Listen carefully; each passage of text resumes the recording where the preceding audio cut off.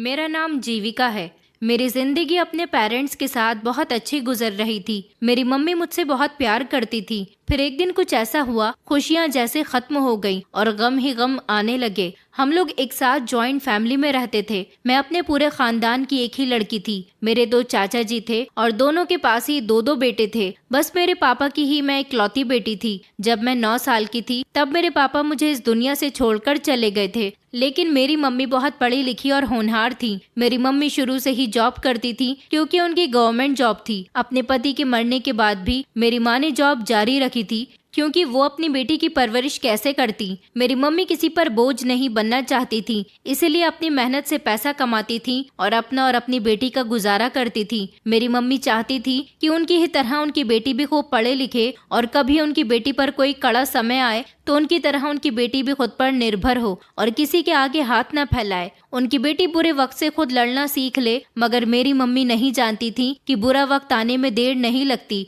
और उनकी बेटी इस काबिल भी नहीं बन पाएगी कि वो बुरे वक्त से लड़ सके, बल्कि उससे पहले ही बुरा वक्त आ जाएगा। उस समय मैं इंटर में थी जब मेरी मम्मी के साथ एक ऐसा हादसा हो गया था जिसमें उनकी जान चली गई। मेरी मम्मी जैसे स्कूल में टीचिंग करती थी, वहाँ से आते समय उनका एक जोरदार एक्सीडेंट हो गया था। वो दिन मेरी जिंदगी का सबसे खतरनाक दिन था, जिस दिन मैंने अपनी माँ को खोया था। मैं नहीं जानती थी कि सुबह मेरी माँ मुस्कुराते हुए स्कूल जाने के लिए खुद भी निकलेंगी और मुझे भी स्कूल छोड़ते हुए अपनी नौकरी पर जाएंगी। तो वो दिन उनकी जिंदगी का सबसे आखिरी दिन होगा। उस दिन के बाद वो कभी मुझसे बात नहीं कर सकेंगी। मैं अपनी माँ की मौत पर बहुत रोई थी क्योंकि मेरी माँ की मौत मौके पर ही हो गई थी। उन्हें इतना समय भी नहीं मिल सका था कि वो आखिरी समय में अपनी बेटी से बात कर सके। बस उस दिन के बाद से मेरी जिंदगी में परेशानियां ही परेशानियां आनी शुरू हो गई थी। मेरी मम्मी की मौत पर मेरे मामा मामी भी आए थे। वैसे तो मेरे 3 मामा थे और उन सभी की शादी हो चुकी थी। 2 मासियां थी, उनकी भी शादी हो गई थी। मेरी एक मासी की मौत हो गई थी, जबकि एक मासी और 2 मामा दूसरे शहर में रहते थे। हमारे ही शहर में मेरे एक मामा रहते थे। वो सब बहन भाइयों में सबसे बड़े थे। मेरे नाना नानी ने उनको जिम्मेदारी दी थी कि वो मरने के बाद अपने सारे भाई बहन का ख्याल रखें। मेरी माँ ने अपने सारे भाई बहनों की शादी कर दी थी और वो अपने फर्ज से फ्री हो गए थे। उसके बाद उन पर कोई दबाव नहीं था। हम अपने मामा मामी के घर कम ही जाया करते थे क्योंकि मेरी मम्मी को ज्यादा छुट्टियां नहीं मिलती थी। मैं अपने 2 चाचाओं के साथ रहती थी, इसलिए मुझे कभी अपने किसी रिश्तेदार की कमी महसूस नहीं हुई थी। मैं उनके खानदान की इकलौती बेटी थी,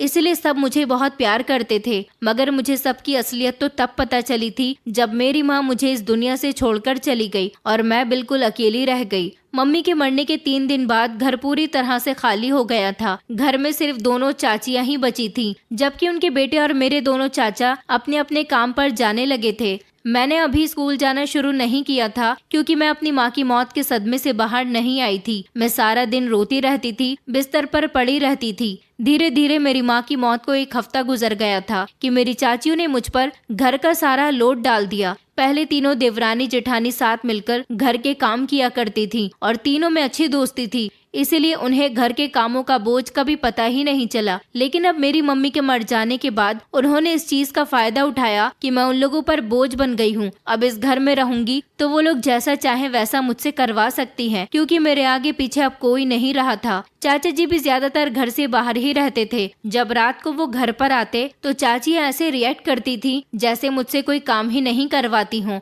इन लोगों को लगता था कि मैं अब इन पर डिपेंड हूँ और अब सारी जिंदगी इनको ही मेरा बोझ उठाना है। मेरे तो दिन अब रो रो कर गुजरने लगे थे। मेरी समझ नहीं आता था कि मैं क्या करूं। मेरी माँ की मौत को अब 15 दिन गुजर गए थे। इस बीच मेरे मामा जी मुझसे मिलने के लिए आए थे। मामा जी को देखकर मैं उनके गले से लगकर फूट फूट कर रोने लगी थी। मामा जी ने जब मुझे रोते हुए देखा तो वो मेरी चाची से पूछने लगे कि आखिर मेरी भांजी क्यों रो रही है। तो उन्होंने मामा जी से कहा कि हम आपकी बेटी के नखरे नहीं उठा सकते। आपकी बेटी सारा सारा दिन कमरे में बंद रहती है। हम चाहते हैं कि आप इसे अपने साथ ले जाएं। हमने इसीलिए आपको यहाँ पर बुलाया है।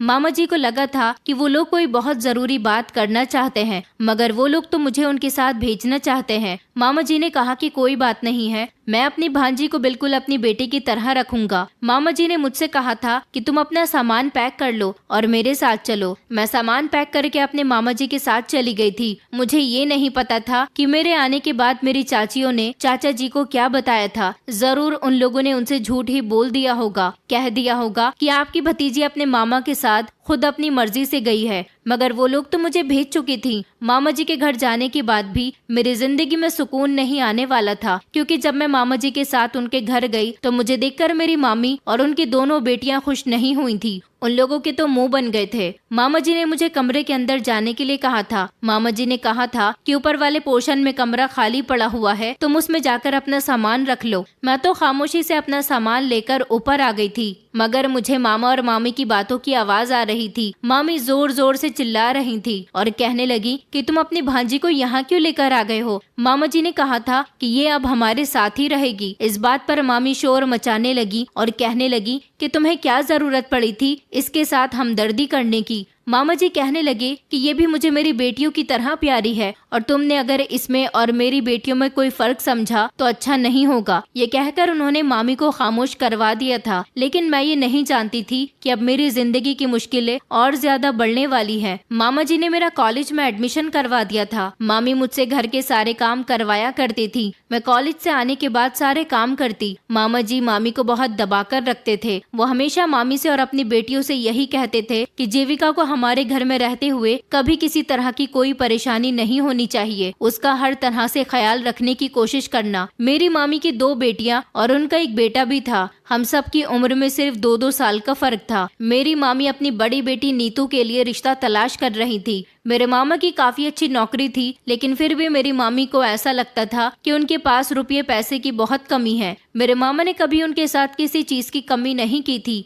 मामी चाहती थी कि वो अपनी बहू लेकर आए तो बहू भी अमीर परिवार की हो और दोनों बेटियां भी अमीर ससुराल में बिहा कर जाएं। मामी जी अपनी बड़ी बेटी नीतू के लिए किसी अमीर परिवार का रिश्ता तलाश कर रही थी, मगर अभी तक उसका रिश्ता नहीं लग पा रहा था। वैसे तो नीतू के काफी रिश्ते आ चुके थे, लेकिन अभी तक कोई ऐसा रिश्ता मेरी मामी को नहीं मिला था जिसमें मेरी मामी के हिसाब से कोई कमी न हो। मैं बचपन से ही बहुत सीधे और सिंपल नेचर की रही थी। कोई अगर मुझसे ऊंची आवाज में बात करता तो मैं बहुत डर जाती थी। यही वजह थी कि मैंने अपनी मम्मी के मरने के बाद पूरे 15 दिन तक उनकी हर बात को खामोशी से बर्दाश्त किया था, और मैं यहाँ आने के बाद मामी की भी हर बात को बर्दाश्त करती थी। मुझे मामी से बहुत डर लगता था। मैं अपनी मामी का हर कहना मानती थी, उनकी बात को अच्छी तरह से समझती थी, इसलिए कभी मेरी मामी ने भी मुझसे गुस्से से बात नहीं की थी। मैं स्कूल जाती थी तो वहाँ पर भी मैं पढ़ाई में बहुत अच्छी थी। कभी टीचर्स ने भी मुझसे गलत तरीके से बात करने की कोशिश नहीं की थी, लेकिन अब मुझे अपने ही रिश्तेदारों की ऐसी बातों को बर्दाश्त करना पड़ रहा था। मेरी कॉलेज की पढ़ाई भी बहुत अच्छी चल रही थी। मामी मुझे छोटी छोटी बात पर डांटती थी और मैं उनकी डांट से बहुत डर जाती थी। मैं हमेशा डरी सहमी सी रहती थी। मेरे यहाँ आने के बाद 1-2 बार नीतू को लड़के वाले देखने आए थे, तो मामी मुझे उन लोगों के सामने भी नहीं आने देती थी। उन्हें मेरी खूबसूरती से डर था कि कहीं लड़के वाले मुझे उनकी बेटी की जगह पसंद न कर लें। जब तक मेहमान चले नहीं जाते थे मैं कमरे में ही बंद रहती थी।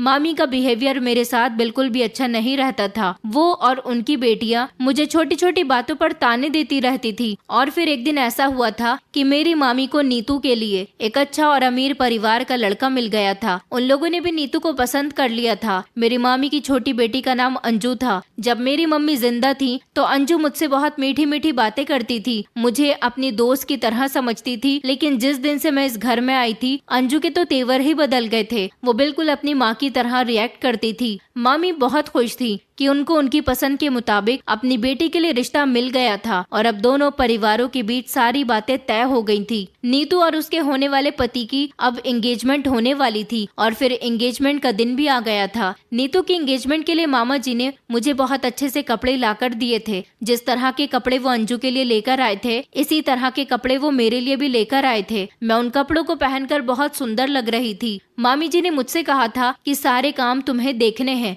किसी चीज में कोई कमी नहीं होनी चाहिए। मैंने मामी जी से कहा था कि आप फिक्र न करें। घर में ढेर सारे मेहमान आए हुए थे, लड़के वाले अभी नहीं आए थे। मैं कुछ सामान लेकर मामी जी के कमरे से निकल रही थी, तभी अचानक मेरी एक जोरदार टक्कर हो गई। मैं जो सामान लेकर आई थी वो सामान मेरे हाथों से गिर गया था। मैंने कहा कि आपको दिखाई नहीं देता क्या? मैं इस इंसान को डांट कर नीचे बैठ गई। मैं सारा सामान उठाने लगी, तभी वो इंसान मुझे बड़ी हैरानी से देख रहा था। उसने अपनी आंखों पर लगे हुए चश्मे को हटाकर गौर से मुझे देखा था। शायद इतनी मासूमियत भरी लड़की को उसने आज पहली बार देखा था। शायद मैं उसकी नजर को भा गई थी। मुझे उसका गौर से देखना कुछ खास पसंद नहीं आया था। मैं जल्दी से अपना सामान उठाकर वहाँ से मामी जी के पास चली आई थी और फिर नीतू की एंगेजमेंट का फंक्शन अच्छी तरह से हो गया था। मगर वो लड़का बार बार मुझे देख रहा था। वो जरूर मेरे मामा जी के बेटे पवन का दोस्त होगा, क्योंकि उसने अपनी बहन की एंगेजमेंट में अपने सारे ही फ्रेंड्स को इनवाइट किया था। नीतू की शादी की डेट कुछ दिन बाद की ही रख दी गई थी।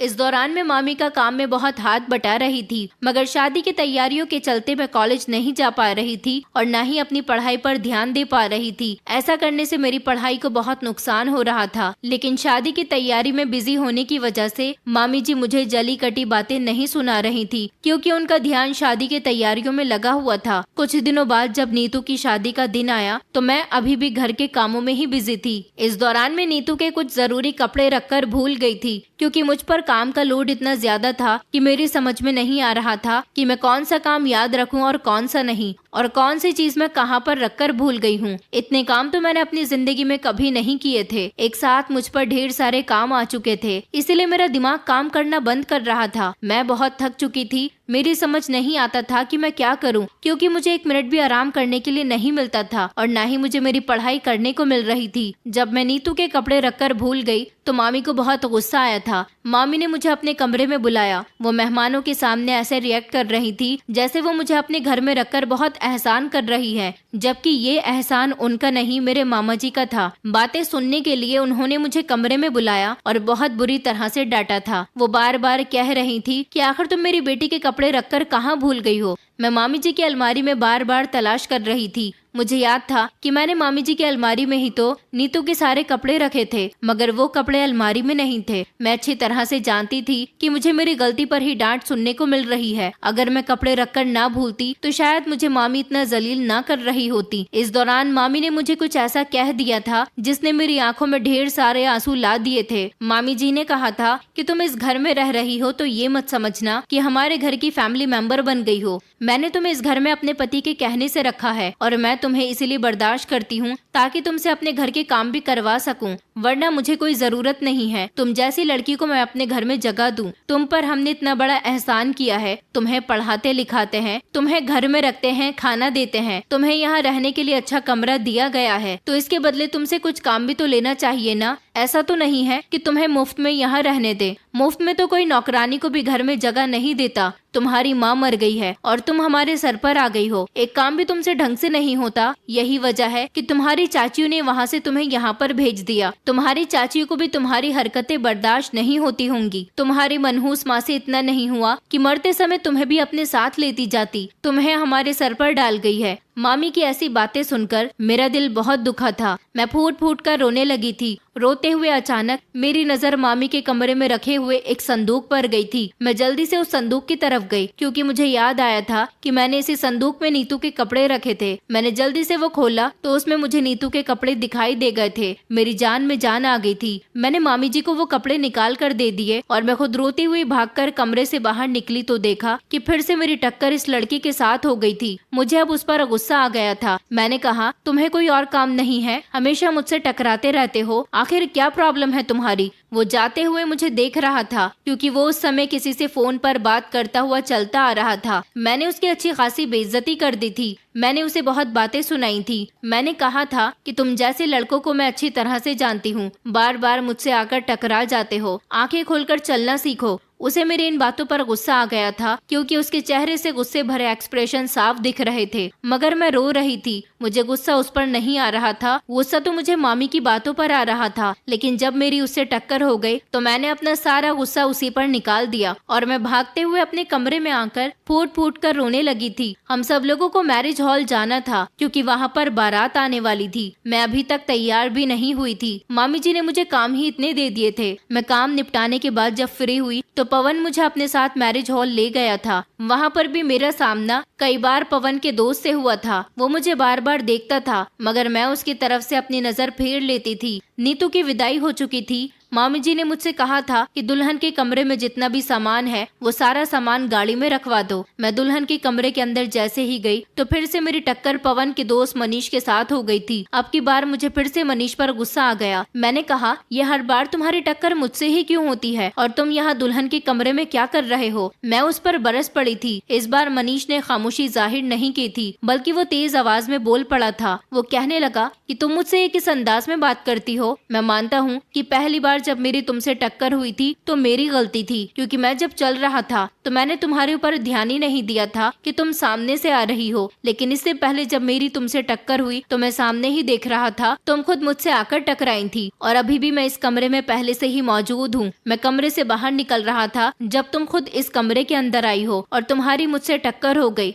तुम खुद ध्यान से देखकर नहीं चलती और बार बार बातें मुझे सुनाती हो। मैं अचानक उसकी इतनी तेज आवाज के बोलने पर डर गई थी, क्योंकि मैं किसी के डांटने पर अक्सर डर जाया करती थी। मैं खामोश हो गई और मैं कमरे के अंदर जाने लगी और सामान उठाने लगी। तभी वो कहने लगा कि ये सामान कहाँ लेकर जा रही हो? मैंने कहा कि मामी जी ने मुझसे कहा है कि मैं ये सामान गाड़ी में रखवा दूं। तो वो कहने लगा कि रहने दो, तुम जाओ यहाँ से। पवन ने मुझसे कहा है कि मैं ये सामान खुद गाड़ी में रखवा दूंगा। मैं कमरे से बाहर निकल आई थी, मगर मुझे एहसास हुआ था कि गलती मेरी ही है। मुझे मनीष से इस तरह से बात नहीं करनी चाहिए थी। पहले ये तो सोच लेना चाहिए था कि गलती मेरी ही है। मैं ही हर बार जल्दबाजी में भागते हुए उनसे टकरा जाती हूँ। नीतू की शादी होने के बाद भी मामी जी मुझे सुकून से नहीं रहने दे रही थी। मामी मुझसे घर के सारे काम करवाने लगी थी। अब तो वो मुझसे खाना भी बनवाया करती थी, जबकि मुझे खाना बनाना नहीं आता था। पहले नीतू ही खाना बनाया करती थी। अंजू ने तो कभी कोई काम किया ही नहीं था। उसे सिर्फ इतना काम होता था कि वो अपने कॉलेज से आकर कमरे में बंद हो जाती थी और ना जाने किसके ख्यालों में डूबी रहती थी। सारा दिन आराम करने के अलावा उसे कोई दूसरा काम नहीं होता था।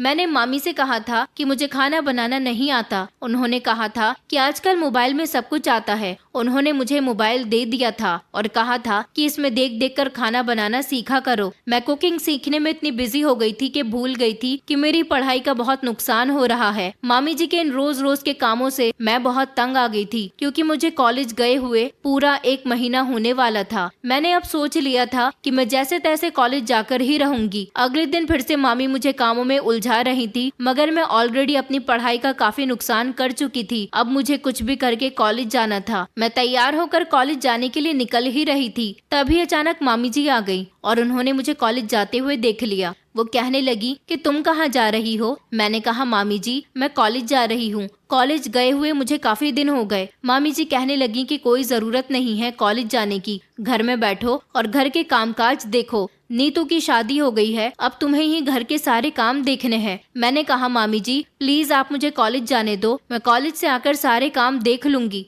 मुझे कॉलेज गए हुए काफी दिन हो गए। मामी जी इससे पहले कुछ कहती तभी मामा जी वहाँ पर आ गए थे और वो मुझे देखकर कहने लगे कि क्या हुआ बेटा, तुम अभी तक कॉलेज नहीं गई? मैंने मामा जी से कहा कि जी मैं जा ही रही थी। तो उन्होंने कहा कि जल्दी जाओ, तुम्हें लेट हो जाएगा। मामा जी की वजह से मैं उस दिन बच गई थी और जल्दी से कॉलेज चली गई थी। मैं कॉलेज गई तो मेरे लिए एक नई मुसीबत मेरा इंतजार कर रही थी। कॉलेज में मेरी पूरी 1 महीने की छुट्टी हो गई थी, इसलिए मुझे बहुत डांट पड़ रही थी। और फिर साथ ही साथ मुझे प्रोफेसर ने कहा था कि तुम पर 2 महीने की फीस चढ़ी हुई है, एग्जाम्स करीब आने वाले हैं, तुम्हें फीस जमा करनी होगी। मैंने प्रोफेसर से कहा था कि मैं आपको फीस कल लाकर दे दूंगी। रात के समय जब हम सब लोग एक साथ बैठकर खाना खा रहे थे, तब मामा जी ने मुझसे कहा कि जीविका तुम्हारे कॉलेज की फीस भी तो भरनी होगी ना। मैंने जल्दी से मामा जी की तरफ हाँ में सर हिलाते हुए कहा था कि जी जी। मामा जी कहने लगे कि मैंने तुम्हारे कॉलेज की फीस तुम्हारी मामी को दे दी है, सुबह कॉलेज जाओ तो अपनी मामी से लेती जाना। मैं बेफिक्र हो गई थी कि अब मुझे फीस की भी टेंशन नहीं थी। लेकिन जब अगले दिन कॉलेज जाते समय मैंने मामी से फीस मांगी तो मामी कहने लगी कि फीस के पैसे मैं तुम्हें नहीं दूंगी, अब तुम्हें अपनी पढ़ाई बंद करनी होगी। मैंने कहा कि नहीं मामी जी प्लीज मेरी पढ़ाई बंद मत करवाइए, क्योंकि मेरी मम्मी चाहती थी कि मैं पढ़ लिख कर कामयाब बनूं, फिर मैं भी अपनी मम्मी की तरह जॉब किया करूंगी, जैसे उन्होंने पापा के बिना अपना और मेरा गुजारा किया था। मैं फिर आप पर बोझ भी नहीं बनूंगी, अकेले अपना गुजारा कर लिया करूंगी। मामी कहने लगी कि वाह वाह बड़ी अच्छी बात कही है, तुम्हारी मम्मी को पढ़ाने के लिए तो उनके माता पिता जिंदा थे, मगर तुम तो हम लोगों के सहारे हो, ये जिम्मेदारी माँ बाप ही उठा सकते हैं, रिश्तेदार नहीं। मामी ने कहा था कि कोई जरूरत नहीं है कॉलेज जाने की, मेरे पास कोई पैसे वैसे नहीं है,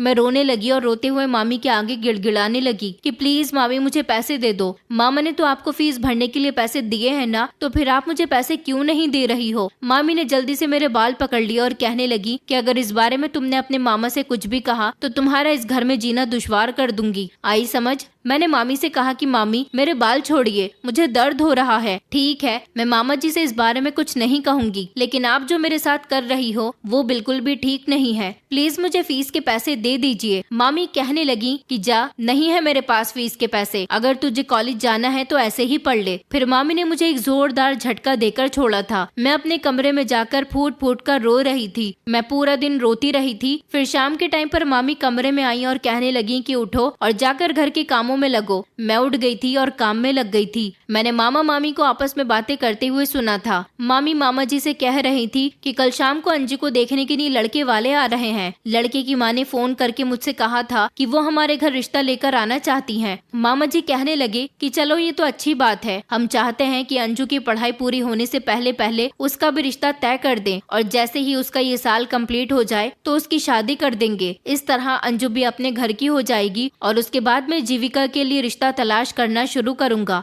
मामी जी फिर से मामा की बातों पर गुस्सा हो रही थी। अगले दिन मैं डरते डरते फिर से कॉलेज चली गई थी। उस दिन भी प्रोफेसर ने मेरी बहुत इंसल्ट की थी। वो बार बार मुझसे फीस को कह रहे थे। मेरे पास फीस नहीं थी तो मैं उन्हें कहां से लाकर देती। मेरे एग्जाम्स करीब आ रहे थे जिसके लिए मुझे फीस देना बहुत जरूरी था। अगर मेरे फीस के ड्यूज क्लियर नहीं होते तो मुझे एग्जाम्स में बैठने नहीं दिया जाता। उस दिन भी कॉलेज से मैं अपनी बहुत बेइज्जती करवाकर घर आई थी। मामी जी ने मुझसे कहा था कि जल्दी से काम में लग जाओ। चेंज करते ही मैं घर के काम में लग गई थी क्योंकि अंजू को लड़के वाले देखने आ गए थे। मैंने उन लोगों के सामने सारा नाश्ता भी लगा दिया था। मामी जी ने मुझे मेहमानों के सामने आने से मना किया था। मैं किचन में जाकर खामोशी से खड़ी हो गई थी। मैंने अंजू को चाय की ट्रे थमा दी थी। वो वहाँ कमरे में चली गई। मैं अभी भी किचन में ही बैठी हुई थी कि कुछ देर ही गुजरी थी कि अंजू रोते हुए किचन में आई। उसको रोते हुए देखकर मैं अचानक घबरा गई। मैं उससे कहने लगी कि अंजू क्या हुआ है, तुम रो क्यों रही हो। अंजू ने मेरा जोर से हाथ झटक दिया और कहने लगी कि मुझे नहीं पता था कि तुम मेरे साथ ऐसा भी कर सकती हो। मम्मी तुम्हारे साथ बिल्कुल सही करती हैं, तुम्हारे साथ ऐसा ही होना चाहिए। मैंने कहा अंजू तुम्हें क्या हो गया है, क्यों ऐसी बातें कर रही हो, आखिर मैंने क्या कर दिया। अंजू कहने लगी कि तुम जानती हो कि मैं मनीष से कितना प्यार करती हूँ। कल जब मनीष की मम्मी की कॉल आई थी कि वो हमारे घर रिश्ता लेकर आ रही है तो मैं समझ गई थी कि जरूर मनीष अपने पेरेंट्स को मेरे लिए ही भेज रहा है, क्योंकि शुरू से ही मनीष और मेरी अच्छी दोस्ती रही है। वो मेरे भाई का दोस्त होने के साथ साथ मेरा भी दोस्त है। मैं उसे पसंद करती थी, मगर आज जब उसकी मम्मी ने मेरी जगह तुम्हारा रिश्ता मनीष के लिए मांग लिया तो मेरे होश उड़ गए। तुमने मेरी जिंदगी में जहर घोल दिया। मैं तुम्हें कभी माफ नहीं करूंगी। मैंने अंजू को बहुत यकीन दिलाने की कोशिश की कि इसमें मेरी कोई गलती नहीं है, मैं कुछ नहीं जानती, मगर उसने मेरी एक न सुनी। वो रोते हुए किचन से चली गई थी। मामी ने मनीष की मम्मी से कह दिया था कि हम आपको अभी कोई फाइनल जवाब नहीं दे सकते, मैं अपने हस्बैंड से डिस्कस करके आपको बता दूंगी। मनीष की मम्मी वहाँ से चली गई थी। मामी ने भी मुझे ढेर सारी बातें सुनाई थी, क्योंकि मामी ये बात अच्छी तरह से जानती थी कि अंजू मनीष को पसंद करती थी, मगर ना जाने क्यों मनीष के घर से मेरे लिए रिश्ता आ गया था। एक तो मैं पहले से ही परेशान थी, ऊपर से सारा दिन मामी और अंजू ने मुझे उल्टी सीधी बातें सुना कर परेशान कर दिया था। रात के टाइम पर जब मामा जी घर आए तो मामी ने उन्हें एक की दो लगाकर बातें बताई थी। उन्होंने मामा जी को ये नहीं बताया कि मनीष की माँ खुद हमारे घर अपने बेटे का रिश्ता मेरे लिए लेकर आई थी। मामी ने मामा को इस तरह से बताया कि मेरा मनीष के साथ अफेयर चल रहा है। अमीर बाप का बेटा देखकर मैंने खुद अपनी मोहब्बत के जाल में मनीष को फंसा लिया। मामी तो शुरू से ही यही चाहती थी कि उनकी बेटी की शादी मनीष से हो जाए। अब जब रिश्ता मेरा आया था तो मामी चाहती थी कि अगर उनकी बेटी की शादी मनीष से नहीं हो सकती तो मेरी भी न हो। उन्होंने मुझ पर बहुत से ऐसे इल्जाम लगाए थे जिनको मैं बर्दाश्त नहीं कर सकती थी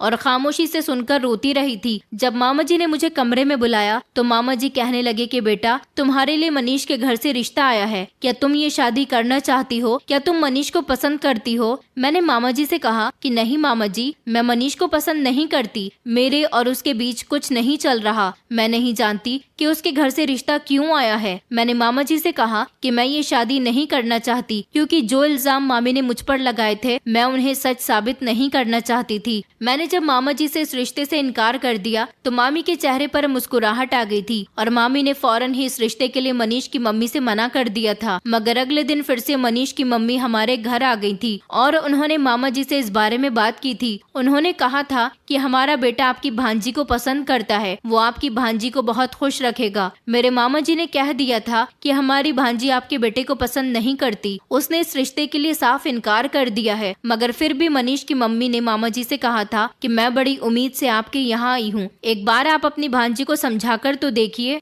मामा जी ने मुझे अपने कमरे में बुलाया था। मामी जी ने मुझसे कहा था कि बेटा, मैं जानता हूँ तुम्हारी मामी तुम पर गलत इल्जाम लगा रही है और तुम इस रिश्ते के लिए इसीलिए मना कर रही हो ताकि ये इल्जाम सच साबित न हो जाए, लेकिन मैं तुम्हें बहुत अच्छे से जानता हूँ, तुम बहुत सीधी लड़की हो, तुम इस बात की फिक्र मत करो। अगर लड़के ने तुम्हें पसंद किया है तो ये तुम्हारा भाग्य है, क्योंकि वो लड़का एक अमीर फैमिली से बिलोंग करता है और अच्छे परिवार से है। ऐसा रिश्ता शायद तुम्हें कभी नहीं मिलेगा। तुम भी मेरी बेटी ही हो, मुझे लगा था कि ये रिश्ता अंजू के लिए आएगा, मगर लड़का तो तुम्हें पसंद करता है। इसका मतलब ये है कि तुम्हारा नसीब इस लड़के के साथ जुड़ा हुआ है। मैं चाहता हूँ कि तुम्हारी शादी इसी लड़के के साथ हो और मुझे उम्मीद है कि तुम इस रिश्ते से अब इनकार नहीं करोगी। मामा जी की बात सुनकर मैंने नजर झुका ली थी और मैं कमरे से निकल आई थी। मामा जी ने मनीष की फैमिली को हाँ बोल दिया था, मगर मैं अभी पढ़ना चाहती थी। अभी तो फिलहाल मेरा रिश्ता ही तय हुआ था। शादी होने में लगभग 1 साल का समय था, लेकिन जब तक मेरे पास टाइम था मैं तब तक तो अपनी पढ़ाई कंटिन्यू रख सकती थी। अगले दिन मैं फिर से बिना फीस के ही कॉलेज चली गई थी। जब मैं कॉलेज गई तो फिर से प्रोफेसर ने मुझसे फीस की डिमांड की थी और अब की बार उन्होंने कह दिया था कि कल से तुम्हें कॉलेज आने की कोई जरूरत नहीं है। अगर तुम कल भी बिना फीस के कॉलेज आ गई तो तुम्हें कॉलेज के अंदर एंट्री नहीं मिलेगी। मैं ये बात सुनकर बहुत शर्मिंदा हुई थी और कॉलेज के कैंपस में बैठकर फूट फूट कर रोने लगी थी।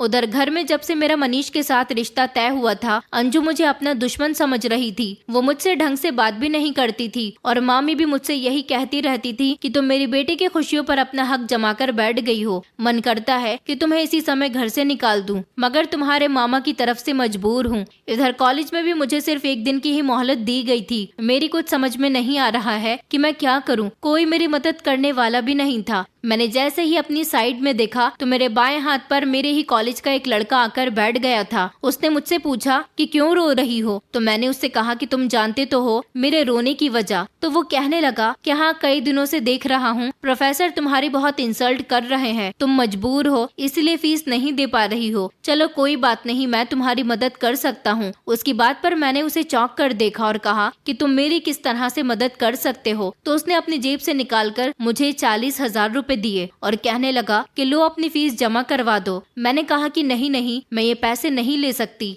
वो कहने लगा कि रख लो, मुझे अपना दोस्त समझो, आखिर मैं भी तो तुम्हारे साथ ही पढ़ता हूँ, तुम्हें इस तरह रोज प्रोफेसर से बेइज्जत होते नहीं देख सकता। मैंने कहा लेकिन, तो वो कहने लगा कि लेकिन वेकिन कुछ नहीं, तुम अभी अपनी फीस जमा कर दो, जब तुम्हारे पास पैसों का बंदोबस्त हो जाए तो मुझे दे देना। उसकी बात सुनकर मेरी आंखों में एक चमक सी आ गई थी। मैंने उससे कहा कि तुम्हारा बहुत बहुत शुक्रिया अक्षय, मैं तुम्हारा ये एहसान सारी जिंदगी नहीं भूलूंगी। मैं तुम्हें पैसों का बंदोबस्त करके जल्दी ही दे दूंगी। उसने मुझसे कहा कि हाँ, तुम अभी और इसी समय अपनी फीस जमा कर दो। मैंने उसके हाथ से पैसे लिए और मैं फीस जमा करने के लिए चली गई थी। अक्षय ने मेरी बहुत बड़ी मुश्किल हल कर दी थी। मैंने ये तो नहीं सोचा था कि मुझे उसे ये पैसे किस तरह से देने थे, मगर मैं इतना जानती थी कि मुझे कुछ न कुछ करके मामी से पढ़ाई के पैसे लेने ही थे। अब मुझे कॉलेज में सुकून से पढ़ने दिया जा सकता था। मामी को ऐसा लगता था कि मैंने फीस जमा नहीं की है, इसलिए एक न एक दिन कॉलेज से मुझे धक्के मारकर निकाल दिया जाएगा। मगर वो ये नहीं जानती थी कि मेरी मदद तो अक्षय कर चुका था। अगले दिन जब मैं घर गई तो बहुत बेफिक्र और सुकून मन थी। मुझे देखकर मेरी मामी और अंजू गहरी सोच में पड़ गई थी और वो ये सोच रही थी कि आज कॉलेज से आते समय मेरी आंखों में आंसू क्यों नहीं है। उन्हें तो हर बार यही लगता था कि कॉलेज में बिना फीस के नहीं पढ़ाया जाएगा और जल्द ही धक्के मारकर मुझे कॉलेज से निकाल दिया जाएगा। मैंने अपनी पढ़ाई पर ध्यान देना शुरू कर दिया था। 2-3 दिन तक मैं कॉलेज गई तो अक्षय कॉलेज नहीं आ रहा था। उसके दोस्तों ने बताया था कि उसकी तबीयत ठीक नहीं है, मगर मैं अभी भी यही सोच रही थी कि मुझे कुछ न कुछ करके अक्षय के पैसे वापस देने होंगे। मैं हिम्मत करके अब मामा जी से ही बात करने वाली थी, क्योंकि मैंने सोच लिया था कि मैं कुछ भी करके अपनी पढ़ाई कंप्लीट करके ही रहूंगी। पैसों का इंतजाम अभी नहीं हो सका था, क्योंकि मामा जी कुछ दिनों के लिए अपने काम के सिलसिले में शहर से बाहर गए हुए थे। पैसे तो मैं मामा जी से ही मांग सकती थी। जब 3 दिन बाद मैं कॉलेज आई तो मैंने देखा कि अक्षय भी कॉलेज आया हुआ था। कॉलेज से छुट्टी के टाइम पर अक्षय ने मुझे बात करने के लिए दूसरी क्लासरूम में बुलाया था। मैं वहाँ चली गई थी। अक्षय कहने लगा कि तुम मुझे मेरे पैसे कब दे रही हो। मैंने कहा कि मुझे कुछ दिन का वक्त दो, मामा जी से पैसे लेकर मैं दे दूंगी। अभी मामा जी शहर से बाहर गए हुए हैं। ये सुनकर वो कहने लगा कि तुम्हारे पास सिर्फ 2 दिन का टाइम है। 2 दिन तक अगर तुमने मुझे मेरे पैसे नहीं दिए तो तुम्हें खुद चलकर मेरे बिस्तर तक आना होगा। उसकी बात सुनकर मेरे होश उड़ गए थे। मैंने कहा, ये कैसी फालतू की बातें कर रहे हो? तुमने तो मुझसे कहा था कि मेरे पास जब पैसे हो मैं तुम्हें तब दे दूं, मगर अब तो तुम इतनी जल्दी मुझसे पैसे मांग रहे हो और ये फिजूल की शर्त भी रख रहे हो। अक्षय कहने लगा कि मैं तो ऐसा ही हूँ। शुक्र मनाओ कि मैंने वक्त पर तुम्हारी मदद कर दी, वरना तुम आज कॉलेज में न होती। मैंने उसे कहा था, अच्छा ठीक है, मैं कोशिश करती हूँ, मगर मैं टेंशन में पड़ गई थी। मैं जब कॉलेज से घर आई तो बहुत परेशान थी। तभी हमारे घर का दरवाजा बजने लगा। मैं जब दरवाजे पर गई तो ये देखकर हैरान रह गई कि दरवाजे पर मनीष खड़ा हुआ था। मनीष मुझे देखकर मुस्कुराने लगा। मैं दरवाजा बंद करके जैसे ही पीछे पलटी तो उसने मेरा हाथ पकड़ लिया और कहने लगा कि आज गुस्सा नहीं करोगी। मैंने उससे कुछ नहीं कहा क्योंकि मैं बहुत परेशान थी। वो फिर से मुझसे कहने लगा कि मैं तुमसे बात करने के लिए ही आया हूँ। मैंने उसका हाथ झटके से छुड़ाया और मैं भागकर अपने कमरे में आ गई थी। मैं नहीं चाहती थी कि हम दोनों को बात करता हुआ मामी या फिर अंजू देख ले। मनीष पवन के साथ चला गया था और फिर रात का टाइम हो गया। मुझे फिक्र थी कि कल को मुझे कॉलेज जाना है। मुझे अभी के अभी मामी से ही बात करनी होगी। इसलिए मैं हिम्मत करके मामी जी के पास गई और देखा तो उनके पास अंजू भी बैठी हुई थी। मैंने मामी जी से कहा कि मामी प्लीज मुझे फीस के पैसे दे दीजिए, मैं आगे पढ़ना चाहती हूँ। मामी जी कहने लगी कि अभी तक तुम्हारे कॉलेज वालों ने तुम्हें निकाला नहीं है, तुम पर तो काफी फीस चढ़ चुकी है। मैंने कहा कि कॉलेज वाले तो मुझे निकालने ही वाले थे, मगर मेरा एक कॉलेज का दोस्त है, उसने मेरी फीस के उधार पैसे मुझे दे दिए, लेकिन वो अब मुझसे अपने पैसे मांग रहा है। आप प्लीज मुझे पैसे दे दीजिए, मैं उसको उसके पैसे वापस कर दूंगी। मेरी बात अंजू बड़े ध्यान से सुन रही थी। मामी जी कहने लगी, नहीं, मेरे पास कोई पैसे नहीं है, दोबारा किसी से मदद मांग लो। मेरे लाख समझाने पर भी मामी ने मुझे पैसे नहीं दिए थे और मैं शर्मिंदा होकर उनके कमरे से निकल आई थी। सारी रात मुझे टेंशन रही थी। दूसरी तरफ अक्षय मुझे ब्लैकमेल कर रहा था। मैं कॉलेज गई तो फिर से उसने वही बात कही थी और कहा था कि तुम्हारे पास सिर्फ 24 घंटे रह गए हैं। फिर जब मैं घर आई तो मामी मुझे अपने साथ बाजार ले जाने लगी। मैं उनके साथ बाजार चली गई। हमारे साथ अंजू भी गई थी। हम लोग एक शॉपिंग मॉल में थे जब अचानक मेरी नजर अक्षय पर पड़ी। मैं अक्षय को देखकर बहुत घबरा गई थी। अक्षय मुझे बार बार बात करने के इशारे कर रहा था। मैं नहीं चाहती थी कि मैं मामी और अंजू के सामने अक्षय से बात करूं, इसलिए मैं उन लोगों से बहाना बनाकर मॉल की दूसरी तरफ चली गई थी। मैं वहां गई तो अक्षय कहने लगा कि तुम्हारे पास सिर्फ 16 घंटे बाकी रह गए हैं। अगर तुमने मुझे मेरे पैसे वापस नहीं दिए तो कल मेरे घर आ जाना। तुम्हें याद है ना कि तुम पर मेरे पैसे निकल रहे हैं। मैंने कहा कि प्लीज अक्षय, मुझ पर ये जुल्म मत करो, मैं पैसों का इंतजाम कर रही हूँ ना, तुम्हारे पैसे तुम्हें मिल जाएंगे। मुझे नहीं पता था कि तुम मेरी मदद नहीं कर रहे बल्कि मुझे ब्लैकमेल करने के लिए ये सब कुछ कर रहे हो। मैं तो कभी तुमसे मदद न लेती। अक्षय कहने लगा कि मुझे तो बस 16 घंटे बाद या तो अपने पैसे चाहिए या तुम सीधे सीधे मेरे घर चली आना। मैंने मॉल में रोना शुरू कर दिया था। मैंने कहा था कि अच्छा अभी मैं जा रही हूँ, अगर किसी ने मुझे तुमसे मिलते हुए देख लिया तो बहुत बड़ी प्रॉब्लम हो जाएगी। मैं वहाँ से हट गई थी। सारी रात मुझे टेंशन की वजह से नींद नहीं आई थी। सुबह जब मैं उठी तो घर के टेलीफोन पर किसी की कॉल आ रही थी। इस समय किसकी कॉल हो सकती है?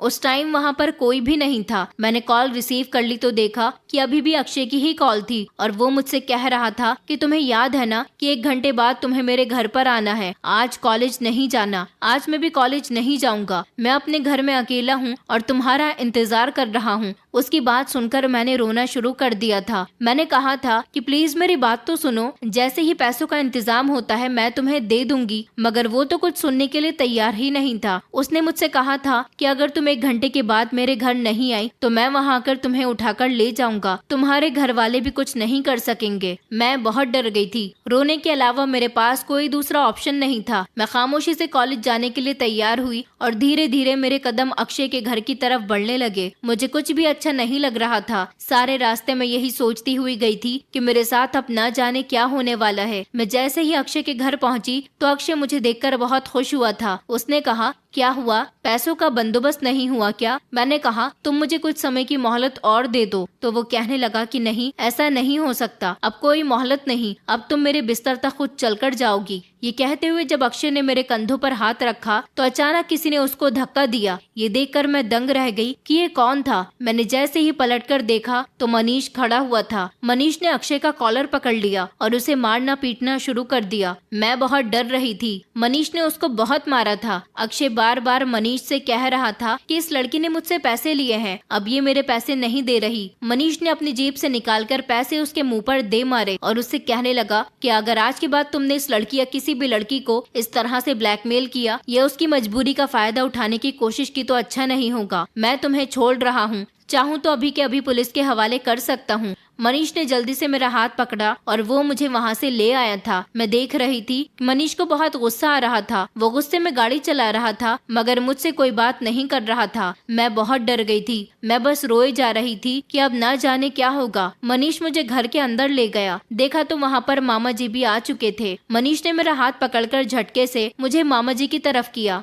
मैं रो रही थी। मेरी हालत देखकर मामा जी बहुत घबरा गए। मनीष ने मामा जी को सब कुछ बता दिया और कहने लगा कि आज मैं इसे बचाकर ले आया हूँ, न जाने इसके साथ क्या होने वाला था। मामा जी को ये सब सुनकर एक जोरदार शॉक लगा था। मामा जी ने मामी से कहा, तुमने इसे फीस के पैसे नहीं दिए थे, मैं तो हर महीने तुम्हें पैसे दिया करता था। मामी खामोशी से सुनती रही और कहने लगी, आप इसका गुस्सा मुझ पर क्यों उतार रहे हो? क्या पता इसका कॉलेज में किन किन लड़कों के साथ अफेयर चल रहा है और ये लड़की उसके घर तक गई ही क्यों थी जो आज इतनी बड़ी नौबत आ गई। तभी मनीष बोल पड़ा और कहने लगा, ये तो मजबूरी में गई थी वहाँ पर क्योंकि उस लड़की ने इसको फीस के पैसे दिए थे और अब वो इसे ब्लैकमेल कर रहा था। तभी मनीष ने अंजू की तरफ देखा और कहने लगा, और अंजू तुम तो मुझे पिछले 3 दिनों से बेवकूफ बना रही हो। कहती हो कि उस लड़के के साथ जीविका का अफेयर चल रहा है। तुमने मुझे जीविका की शॉपिंग मॉल के पिक्स भेजे और कॉलेज में भी जब ये दोनों आपस में बातें कर रहे थे वो फोटो भी भेज दिए, मगर मेरा दिल नहीं मान रहा था। मैंने जीविका पर नजर रखी हुई थी।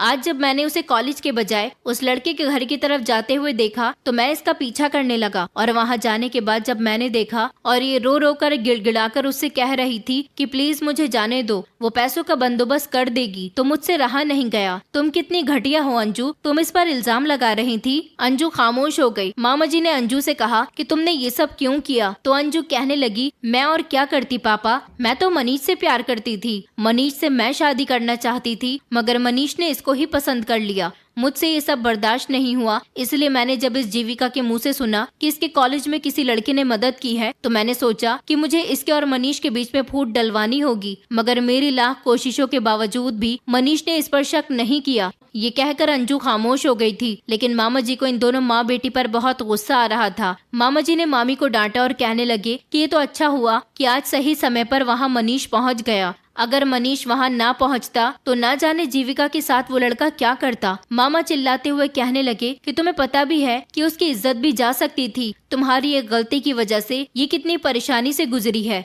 मामी जी कहने लगी कि आप इसे जितना सीधा समझते हो ये बिल्कुल भी ऐसी नहीं है। मामा जी कहने लगे कि मैं इसको अच्छी तरह से जानता हूँ। इसके सर पर माँ बाप का साया नहीं है। बेचारी हमारे घर में रहती है, हमारी जिम्मेदारी है। अगर एक वक्त में तुम्हारी बेटी के साथ ऐसा हो जाए तो तुम्हें कैसा लगेगा? मामा जी ने मनीष की तरफ देखा और कहने लगे कि बेटा तुम्हारा बहुत बहुत शुक्रिया, तुमने जीविका को बचा लिया। मैं जल्दी ही तुम्हारी शादी जीविका के साथ करवा दूंगा। मामा जी कहने लगे कि जीविका बेटा, अगर तुम्हारी मामी ने तुम्हें पैसे नहीं दिए तो तुम्हें उस लड़की की मदद नहीं लेनी चाहिए थी। एक बार मुझसे भी तो पूछ लेना चाहिए था, मैं तुम्हें पैसे दे देता। मैंने कहा कि मामा जी, मगर मुझसे मामी ने कहा था कि अगर तुमने इस बारे में कुछ भी अपने मामा को बताया तो ठीक नहीं होगा। मामा जी को फिर से इतना गुस्सा आया कि वो मामी और अंजू को घूर कर देखने लगे। मामा जी वहाँ से जा चुके थे। उसके बाद अंजू और मामी भी वहाँ से चली गई थी। कमरे के अंदर सिर्फ मैं और मनीष रह गए थे। मनीष मुझसे कहने लगा कि मैं तुमसे बहुत प्यार करता हूँ, तुम बहुत मासूम हो। मैं यहाँ पर हर बार तुम्हारे लिए आता हूँ मगर तुम तो मुझसे बात भी नहीं करती।